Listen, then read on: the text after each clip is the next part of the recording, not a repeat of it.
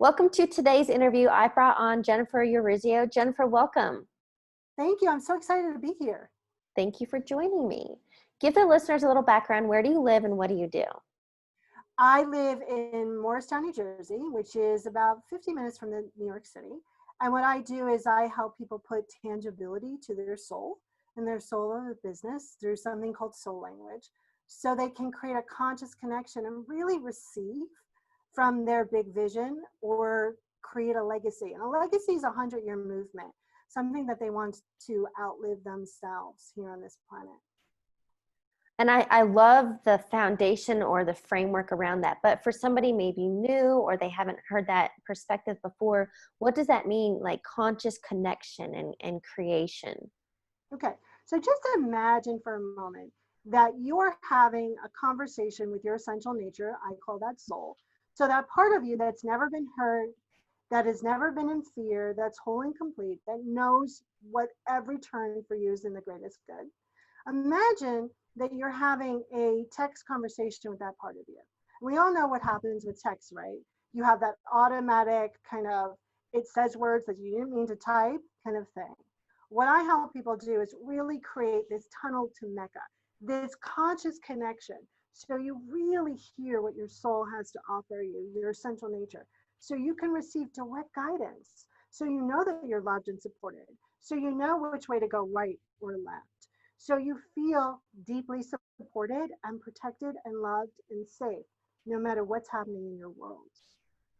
On that note, it made me think so many people are seeking outside of them. They're seeking answers from, an intuitive or from a card reader or their neighbor. So are you talking about creating that going internal? Are we saying meditation? What are you suggesting?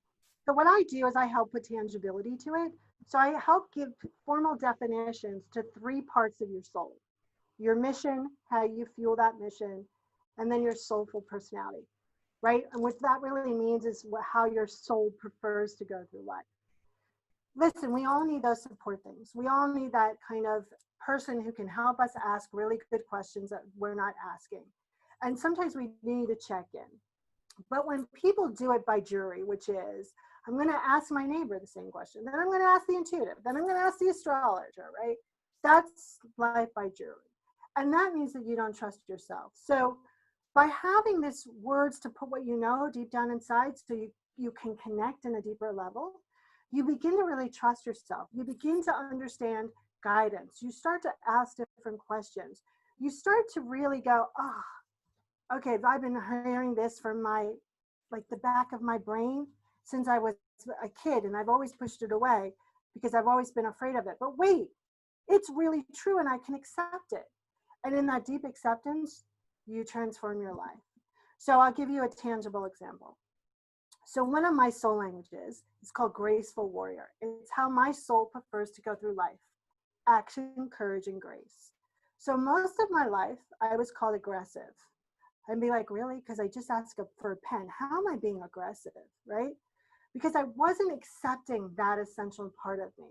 I wasn't accepting that I'm here to help people with great, embody great courage. I wasn't accepted that, I have this way of really being direct, right? Top line stuff. But when I accepted that essential nature, no one has since called me aggressive. And so I really got to embody that part of me. And now people come to me for that part of my essential nature. They come to me to hear truth. They come to me for deep support. They come to me because they know I'm going to help them feel courageous and offer that to them. So I think so often we're kind of going outside of ourselves for the answers because we don't have a way to communicate, listen, and then act on what we know to be true inside.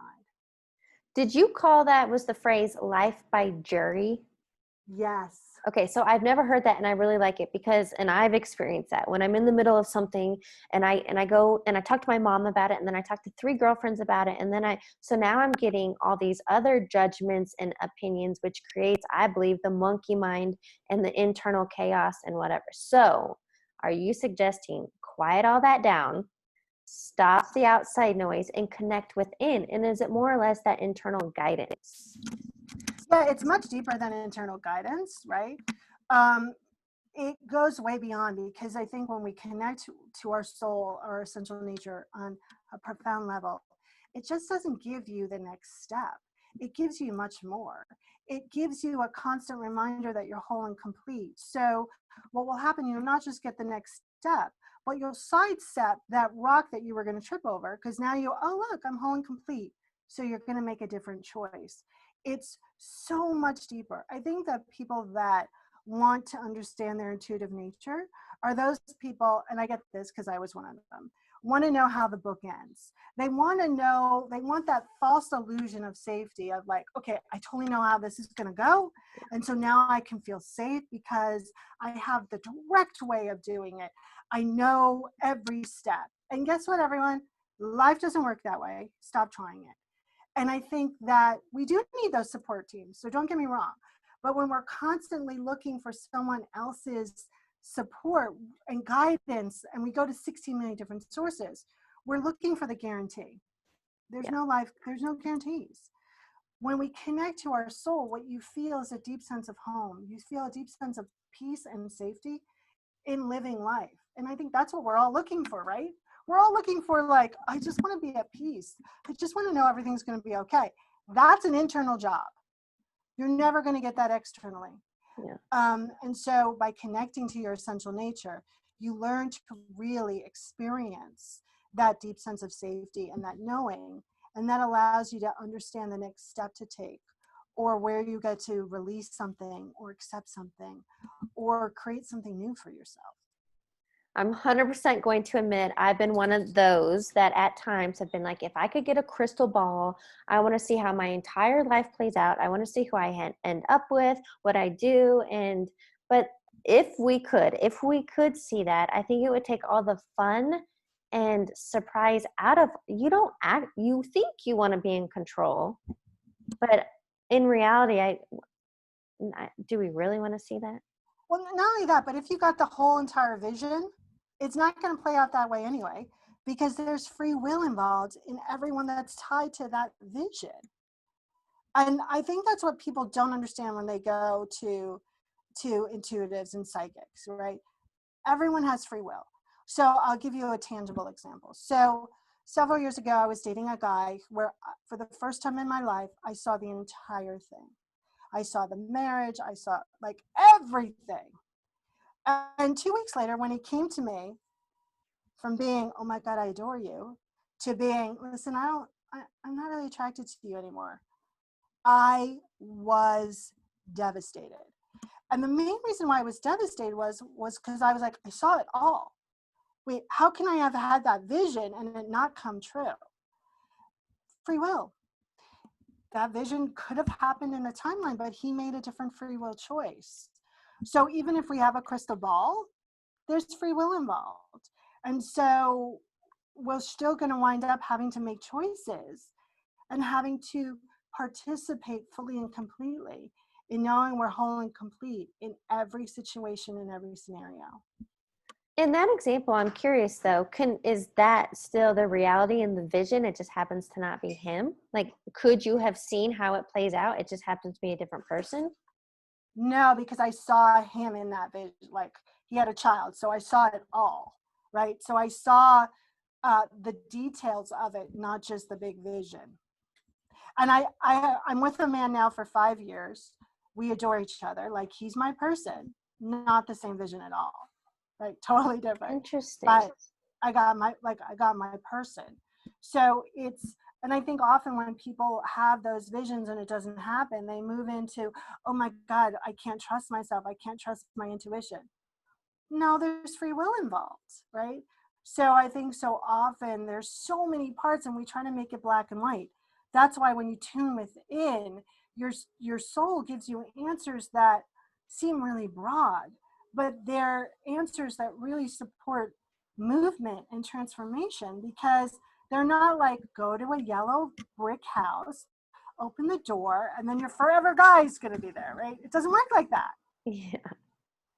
Okay, so then question for you, what is the mind's role in transformation or creating, tapping into the connection and having a different experience?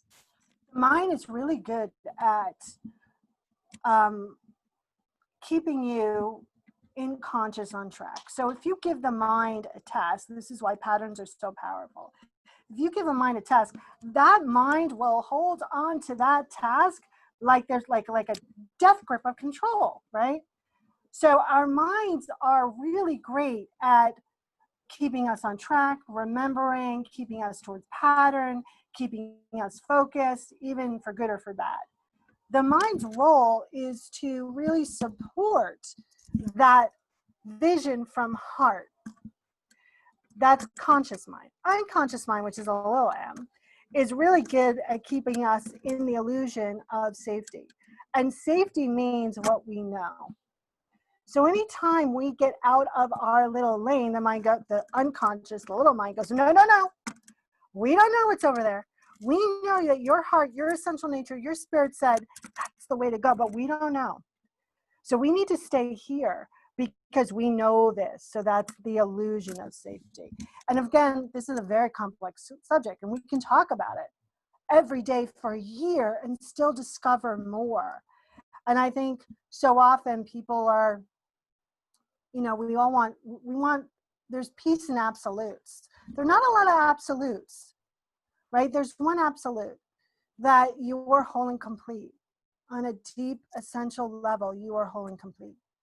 And I always tell clients, to ask this question: if you knew you were whole and complete, what would you say? What would you be? What would you do? How would you act today? And watch your life transform from that one question. Okay, so question, I love what you just said there about if you believed you were whole and complete, because we are, but it's those subconscious limiting beliefs, I'm not enough, I'm not worthy, I'm not capable. So are you saying if you could let go, if you could erase all the BS and tap into the truth that you are whole and complete, how would you live your life? Yeah, I'm not only that, I think that we do ourselves a disservice of trying to eradicate all of those other things. So I always say to people, it's a choice, right? So if you choose wholeness and completeness today, right? If you choose to believe in this moment you're whole and complete, the next moment you might have a not enough moment, and that's okay. I think we try to, there's this metaphysical mumbo jumbo about eradicating the limiting beliefs. Good try. There are some that you can let go of in a painful way, but those big theme ones, the not enough, that big challenge that we have, whatever it is, if it's not enough or trust or unworthiness, they're there for a reason. They're there for a choice. They're there to invite more goodness into your system. Again, we have free will. So if we didn't have those limiting beliefs, we wouldn't be making choices. And we're here to experience the power of choice. So, again, absolutes, eradicate, all of those absolute words are not serving us. This is a moment by moment basis of decision and choice and connection, and choosing to connect and listen to your essential nature is the way, I believe, to support a more experience of goodness. So is what you're saying, you believe that's just part of the human experience? Yeah. I mean, to say that, you don't want to ever have a bad experience and we're going to create positive thoughts so we don't ever have a bad experience, you're kind of kidding yourself. And it's really doing yourself an injustice. And I think, David Hawkins, who measured the levels of consciousness, discovered that the level of consciousness of love, and there's no such thing as conditional love, it's just love, everyone, that 0.004% of the population can be in the consciousness of love all the time. Think about that for a second. So rising to that or expecting that of yourself on a continual basis does yourself a disservice and a judgment. It doesn't allow you to step into the, oh, I could have done that better. Let's try again. Let's push the needle a little further this time instead of trying to be there all the time. It, it's it's it's just so heartbreaking to put yourself in that position and not allow for this human experience of going, oh, I'm there again, that's okay. Because when you do that, the time that you spend in the pain is really short. When you keep trying to fight it, you actually prolong it. Yeah, because whatever you resist persists. Okay, so, and this is something you shared with me. Can we talk about the good noise pollution tipping the scale, not trying to be 100% perfect, positive thinking, but that 51% of the time? Right. So I think so often people are trying to monitor their thoughts so they're all positive. And the universe doesn't work that way. The universe, it's really about declaring. So what you declare, as often as you declare it, is where the God goo is going to move. And yes, we want you to believe it. And yes, we want you to have a great thought about it. But sometimes you're just not there. So what you want to do is you want to tilt the scale. You want the loudest thought for the universe to move to be good, what you want to achieve. And so the perfect example I have of this is a friend of mine several years ago. I was complaining about abundance, and she's like, listen, here's my thing. She's very practical. She goes, just keep repeating a number that you want to experience in your head all the time. And I did it for about a month as a test. And I was like, oh my God, my income tripled. I wasn't trying to eradicate my lack. I was just, every time I had a thought of lack, I'd be like, oh, I'm so happy and grateful that I achieved, $4,000 this month, whatever it was. And it tilted the scales because the universe heard the $4,000 more than it heard my lack. So what I refer to that as, and what I say when I'm working with clients, it's the whole catch and replace. Because it's going, whether you wear a hair tie or a rubber band and go, oh, I'm doing it again, or cancel, cancel, cancel. But know that like those thoughts are going to come, but the more repetitive you get, the less they take over. Yeah. Well, because it's like, if you think of it this way, if you're screaming at the universe, I want chocolate cake, I want chocolate cake, I want chocolate cake. And then you go, I want chocolate cake, but I think I'm fat, but I want chocolate cake, right? 10 to 1, they're going to hear the chocolate cake much more than they hear, but I think I'm fat. Yeah. Question for you then, when it comes, well, wait, no, I want to ask you about another thing. You shared with me that the mind is a powerful tool. And when we can connect the head with the heart, it's magic. What does that mean? So I think so often we are using our mind in order to create stress. The mind is really great at keeping us on track. So when we keep it on track with something from the heart, something that we truly want to experience, something of great joy for us, it becomes an unstoppable freight train. And so do you want to try something, Heather? Yes, please. Okay. So your body has this divine intelligence. Your body, everyone, doesn't have free will. If we ask it to raise its hand and everything's in working order, it must comply. It's never going to go, you know what, I don't want to do it. It doesn't have that capacity, right? So we're going to use your body, we're going to call that divine intelligence, to align your mind so it follows your heart. And everyone, I want you to feel how that feels differently, okay? So you're going to get on the bus with me. I might use words that you don't understand. You're just going to get on the bus, allow your body to do what it wants to do. Okay, here goes. Take a deep breath, close your eyes. Divine intelligence, align my mind so it follows my heart, and I become an unstoppable freight train. And Heather, I'd love to hear what you felt or sensed. Just more kind of like, I almost saw, I don't know if I want to call it a line or a tunnel, but that it was one.